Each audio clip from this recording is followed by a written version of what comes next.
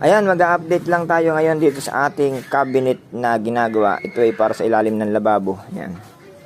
Ayan, 6 yung drawer natin. Then, ang wala na lang dyan ay yung isang pinto doon na lalagyan ng screen. Pero yung pinaka-frame is meron na.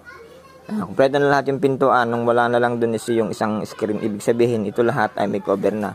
Dito sa 6 na drawer, ito yung mga takip niyan. Tapos, ito naman yung sa kabila. Yan.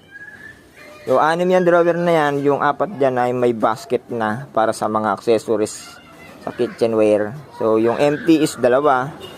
Bahala na sila dyan kung ano yung gusto pa nilang ilagay. Mas maganda kung may sobrang ganyan para kung ano man ang ma-decide nilang ilagay is meron pang paglalagyan.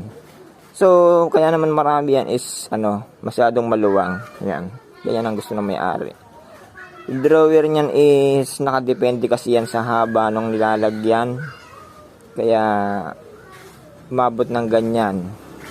So ito naman 2 pintuan, 2 pintuan. Saka doon, 2 din. So pinahirapan tayo niyan ng pag hahati-hati. Pero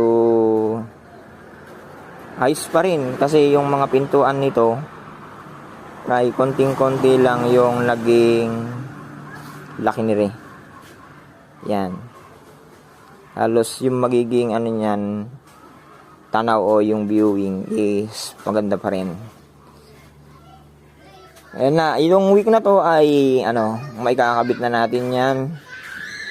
And then pag naikabit yan, anumang araw basta yan ay nakakabit na ay pwede tayong magsimula dun sa next project natin. Yan. Yan, kung natatanaw nyo yun. Natatanaw nyo yan. Red na yan. Yan. So, yan na yung kasunod. Yan ang kasunod.